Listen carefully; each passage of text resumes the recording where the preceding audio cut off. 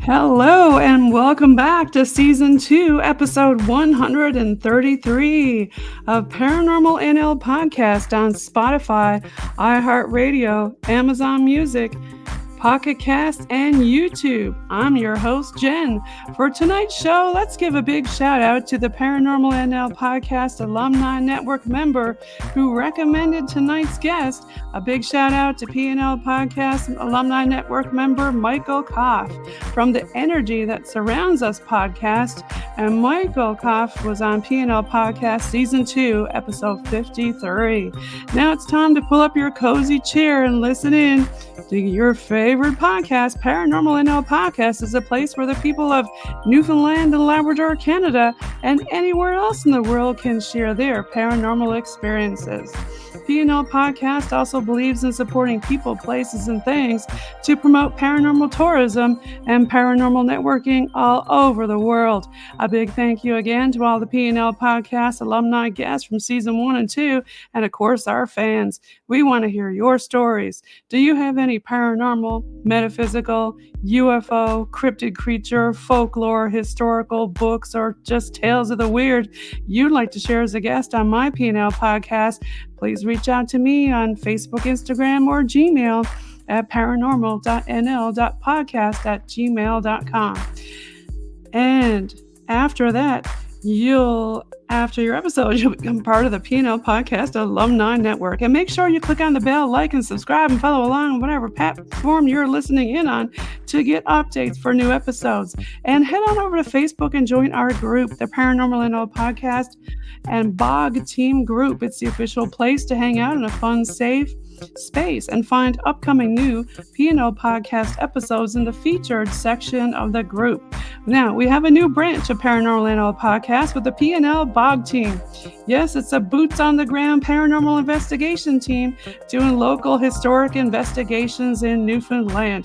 Our fans asked us, and Paranormal NL Podcast and the PNL BOG Team merch are now available on TeePublic, with logos designed by PNL Podcast Alumni-Network members like Newfoundland's own Robert Dumont from Season 1, Episode 28, and Kyle Callahan Photography from Newfoundland Season 2, Episode 30. And last but not least, logos by Jason Lassiter from Get That Ghost, Tennessee from Season 2, Episode 29. And remember, you can customize your apparel with all kinds of different logos, the seasonal, fashionable colors with styles for men, women, and children.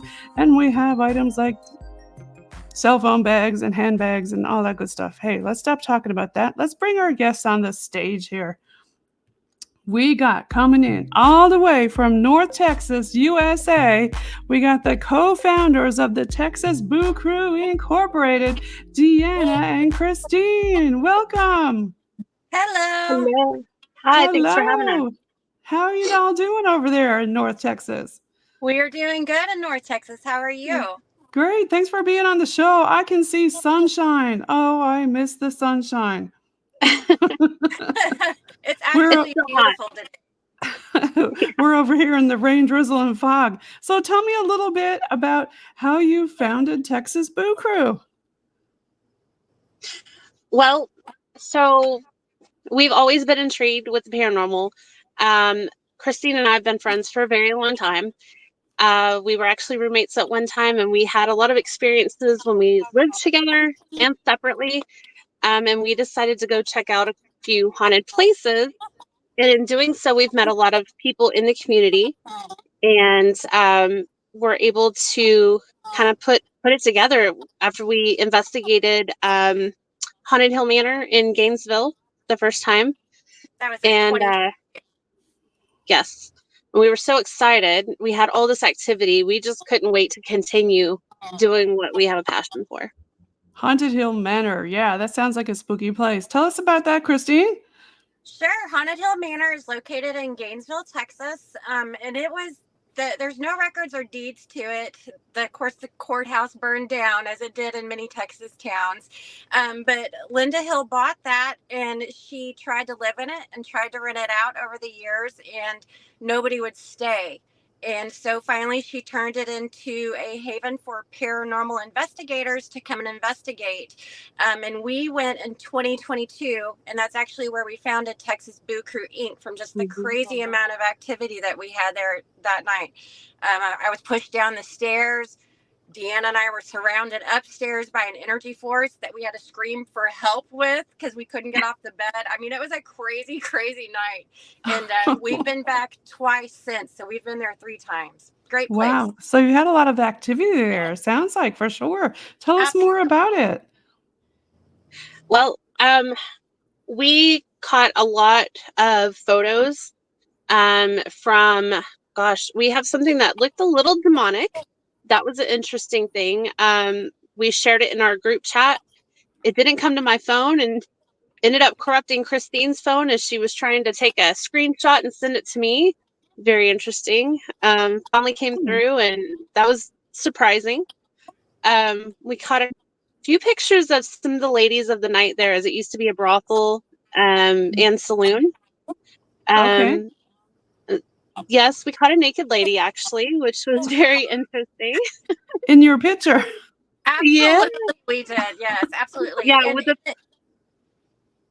it was a full spectrum camera that caught the photo, so it was not something that you could have seen with the average camera. Interesting. I think you're both on your cell phone, so you probably can't pull up any of those photos with a present screen. It is fun there because you can play cards and blackjack with Cowboy and the spirits, and they will play cards with you. I use my dowsing rods a lot, and they can tell me like who's going to win or what number is going to be next. They absolutely love it, and of course we always bring a bottle of whiskey to them. So yeah. Oh, I bet they like that. Do you get a lot more activity you found when you started bringing the trigger objects and stuff? Absolutely. Yeah. We've always got really good activity there. From, cigars, playing cards, poker chips, all kinds of stuff of that nature. They love to gamble. So, we pour them up a shot. Yeah, we pour a shot for ourselves and pour one for them and ask them where they're sitting, and we'll set it right in front of their chair and use the dowsing rods to ask yes or no questions. And it's so very you said you interesting. offered up the cigar. Was that a lit cigar or just the cigar itself? No, just the cigar itself. Just the cigar itself. I've heard some people offer up like cigarettes and cigars and stuff like that and see it actually smolder on the end with something trying to take a draw of it. Oh, I have heard that. I actually listened to it on your podcast a couple of weeks ago. But, most of the places we go to, you can't light anything. So right, yeah. For us. So unfortunately, that happens in houses and stuff that are doing tours and stuff. But now you did mention you did have some scarier stuff happen. Did you want to talk about some of that? Are we talking about Haunted Hill Manor? I'll let you tell that story. The Haunted Hill Manor story. Deanna and I were upstairs by ourselves. It's a 2-story location, very big location. And we had an EMF reader, I think a cat ball, our cameras, our night spectrum cameras, and just a few other things. And we were up there just talking. And we started feeling a really heavy energy surrounding us. And our meters were going off like the highest we've ever seen them go off. And it kept getting closer and closer and closer to us, like it was surrounding us. It was actually it was very intense. And the feeling that we got, we couldn't get off the bed. We couldn't move. So actually I had a walkie-talkie and I screamed for help. So because I was like, we need help with this. And the guys came. Now, when you said you couldn't get up, was it because you were frozen in fear or physically like you couldn't do it? I just felt like I've never felt that way again. And we've been in a lot of locations after that, but I felt like it wouldn't let us move. I just felt like it wanted us to stay there. Like we were both trying to put our feet on the ground. It wasn't having it. It wanted us on the bed. So I was like, that's enough. That was a very interesting thing there too, because being a brothel, typically men get more activity in that location, and especially in that bedroom we were in. And I mean, we've even had one of our team members go up there and, talk to the ladies, take his shirt off, One of them actually got grabbed. We Oh, have a picture on our page actually where you can actually see a very clear handprint on his back. And it's at an angle that he would not be able to do that himself. interesting. So You should send me that picture and I can put it in your Insta reel of some of the stuff you're talking about and Absolutely. referring to for sure. Yeah. Yeah. Yeah, we have videos of the blackjack sessions and everything, so we can send it to you. Fun. Yeah, it sounds fun. So what are some of the other things that kind of stick out in your mind? Oh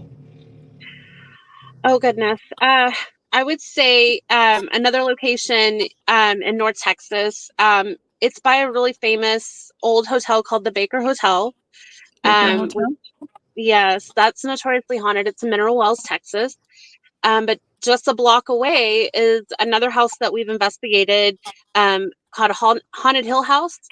And it's notoriously haunted, they say, by, they think it is a demon. Named Toby. Yeah, okay.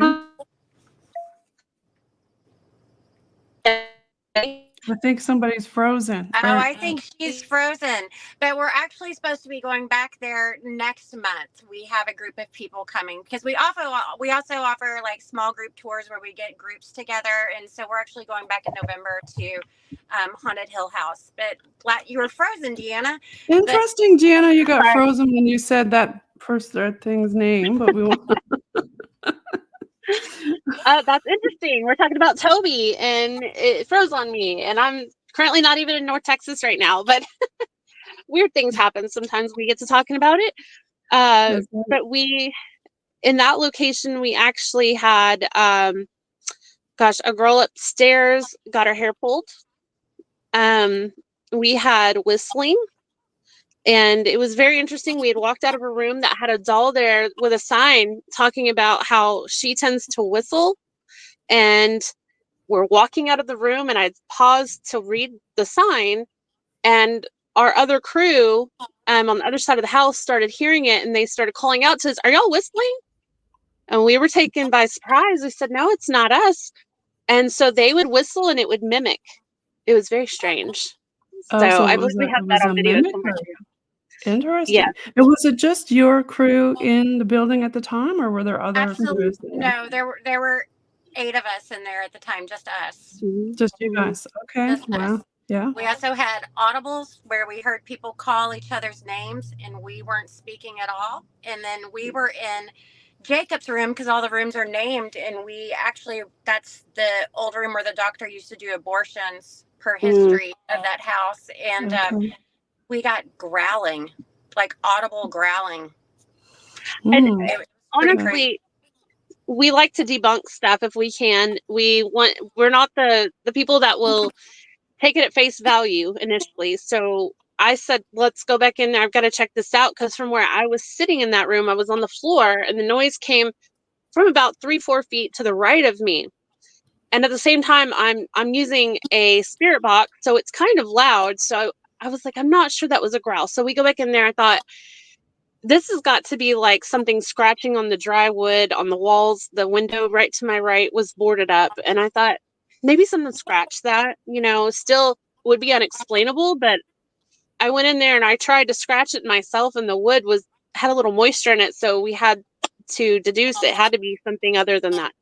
Yeah, that was So going to be my next question. Like, did you find any cats on site, or I don't know, dogs outside, or I No. really like that you mentioned that, Deanna, about debunking, because that's important, right? And well, we absolutely. always try to debunk. We're kind of skeptic. So we even walked outside of the house and like Oh, checked wait, all the I windows and see scratched outside. your team members here. Hey, Oh, Sorry. hey, Sandon! It took me welcome. a little bit to figure it out, how to get it. I kept swapping back and forth, trying to find the invite again. Oh, You no finally worries. made it. Welcome. So, do you want to pronounce your name? Sandon, I'm assuming. Sandon, yes, ma'am. Nice to meet you. You want to introduce yourself to everybody? Yes, I'm pretty much Sandon. I'm pretty much tech spooker. I'm usually behind back the cameras, recording, mostly being quiet, and sometimes just rolling around with equipment and stuff like that, or watching cameras and letting them know if I see anything. That's Okay. what I Yes. Yeah, we were just talking about debunking, and I think they mentioned, was it you or somebody else who got the handprint? It was the other guy, my buddy. Ah, Right. okay. He, I'm sorry, I interrupted Christine about the debunking and Deanna. Oh, it's Deanna. okay. It's okay. We always want to try to find a logical explanation for everything, because we see so many groups out there that will be first to jump to that conclusion it's paranormal, and we don't ever want to put any kind of evidence out there that might indicate that we're making something up or we're just buying into the hype. So Right. we always do our due justice for that. We went outside, as she was saying, and looked to see where that window was. There's nothing out there. So, Yeah, you know, I agree. It's important couldn't to do that, explain it. right? Yeah. But And I mean, prior I've to had a that, lot of people talking about those areas, mineral wells, and you mentioned the Haunted Hill House and the Baker Hotel. Is there Mhm. any other things that you can think of that stick out in your mind about those places? the Asylum. The insane That's Yeah. asylum?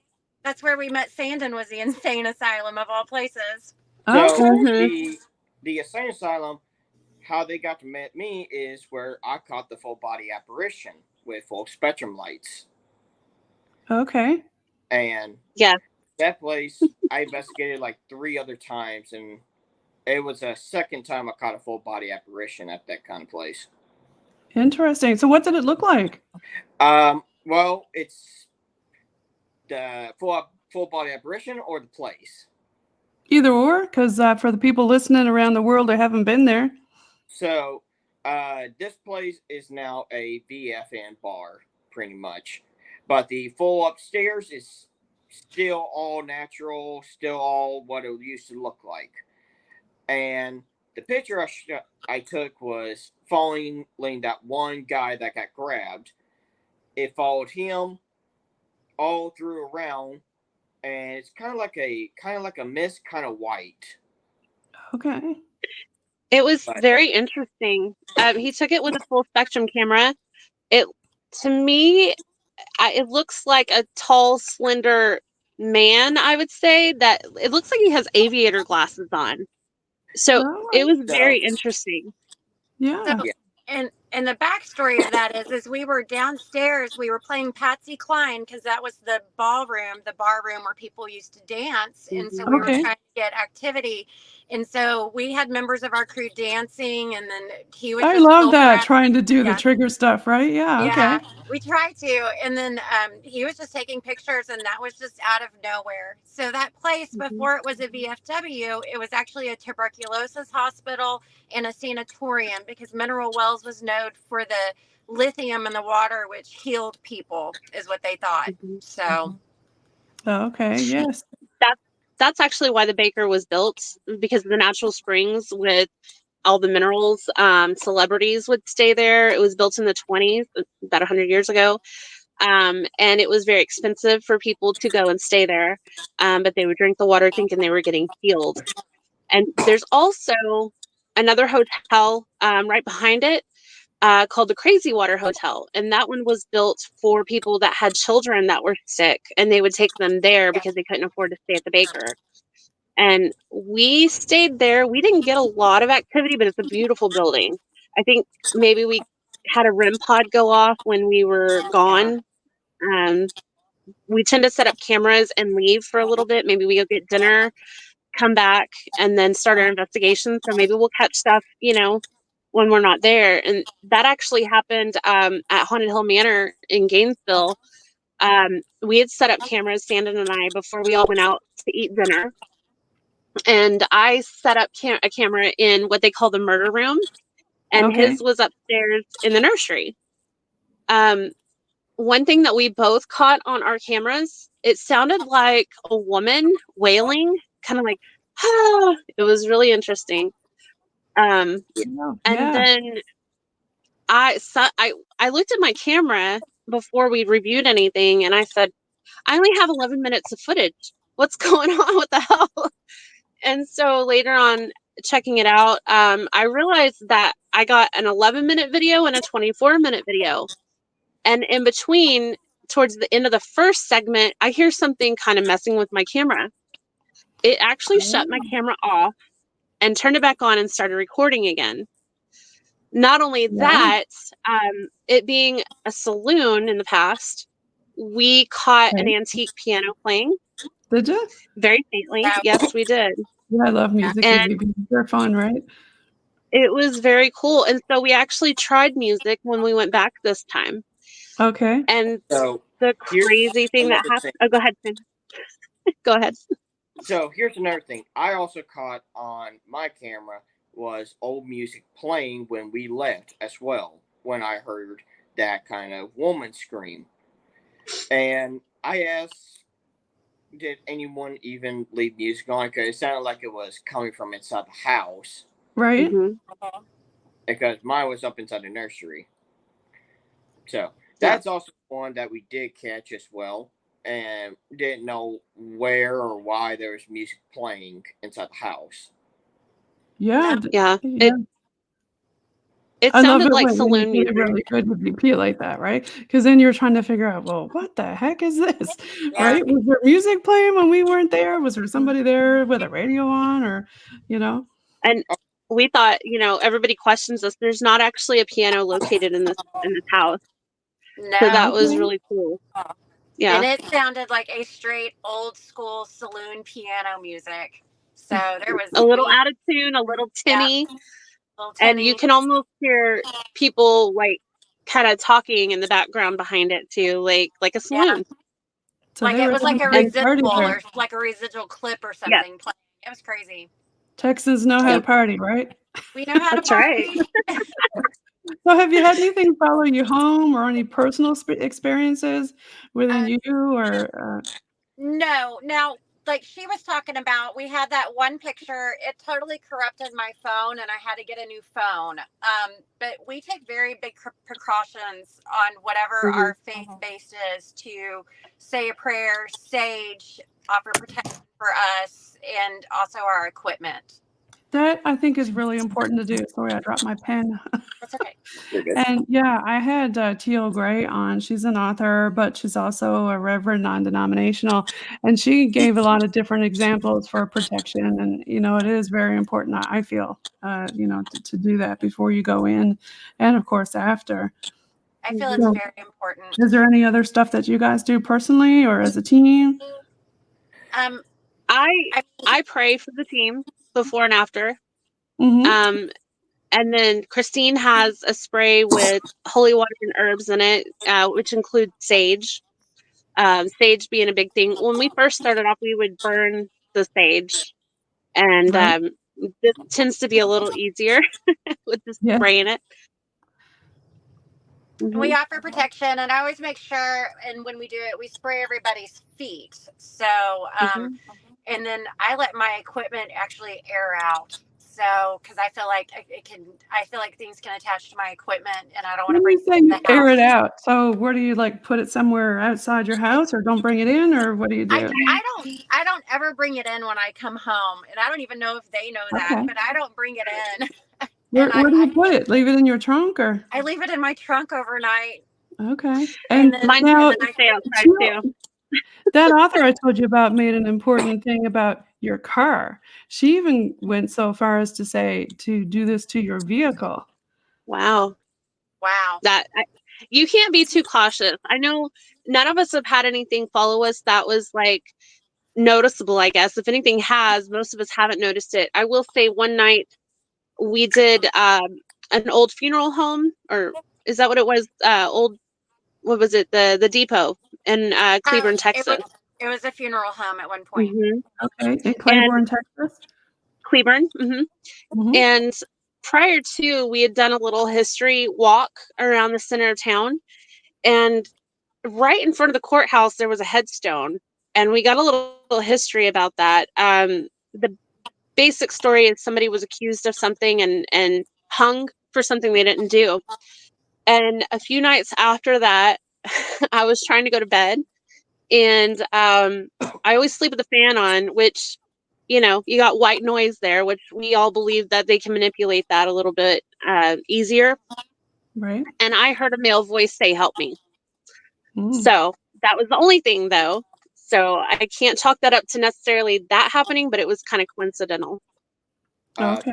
So the one thing I have caught, and I'm still a little bit confused on what was it behind my camera, but in this specific way, me and her camera, my camera is inside a big room where only one hallway going through, and all of a sudden you will hear actual dragging, like a metal drag inside that back room, and it's behind my camera that's facing the opposite way. So that's another thing that I have captured, and I still don't know what it was dragging, but At the funeral home, I've always believed that was like one of the gurneys. one of the gurneys. Yeah. It could have been. And you also caught a full body apparition there too, Sandon, with your full spectrum. It was more of a shadow figure. Yeah, that one is true. I did catch that. Yes. You got some pretty good captures. I know it looks like as everybody's on their cell phone, so they're not able to pull up or present any video that you have, right? Yeah.